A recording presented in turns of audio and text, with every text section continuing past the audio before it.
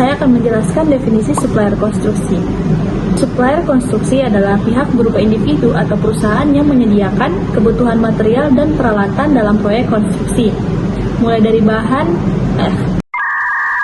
mentah hingga barang jadi.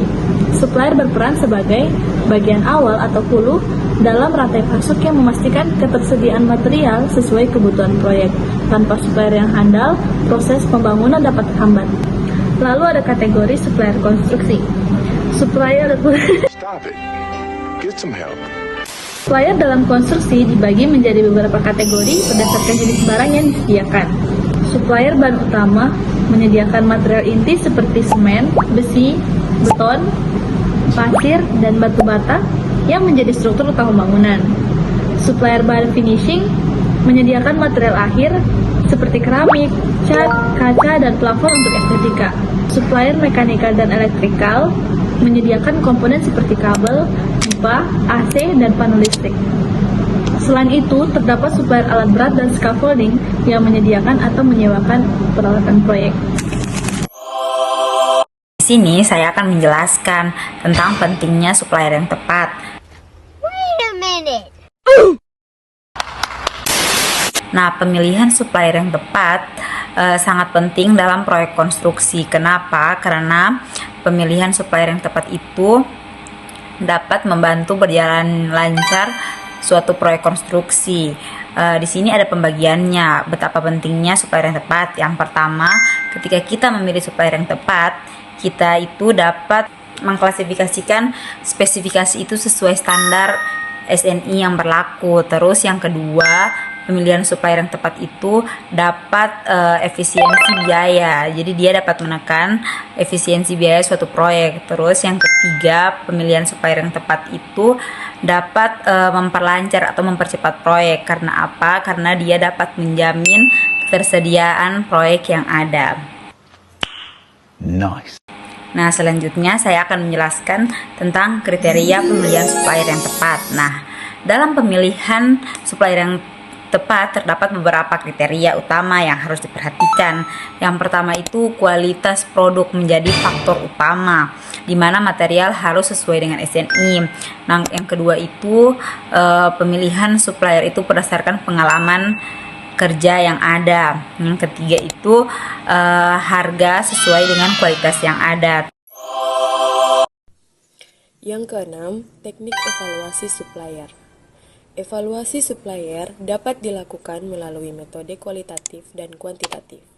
Metode kualitatif meliputi wawancara dan survei langsung ke lokasi supplier untuk melihat proses produksi dan kualitas barang.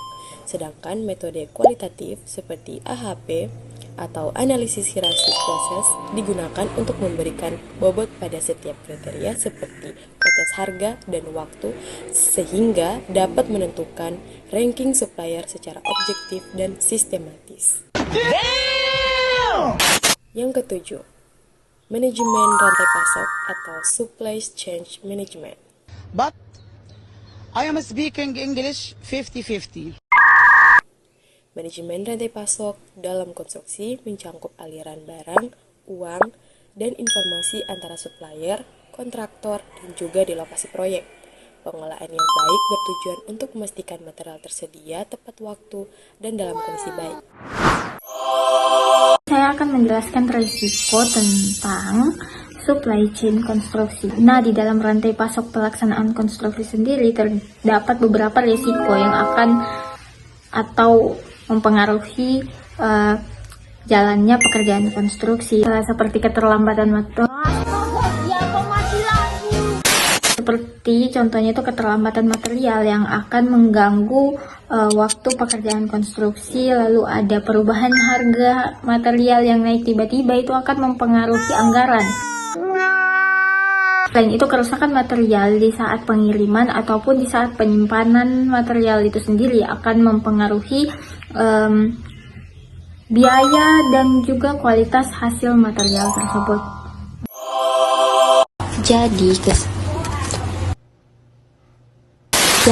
kesimpulannya yaitu supplier dalam proyek konstruksi bukan hanya sekedar penjual, tetapi merupakan mitra strategis yang berperan penting dalam keberhasilan proyek.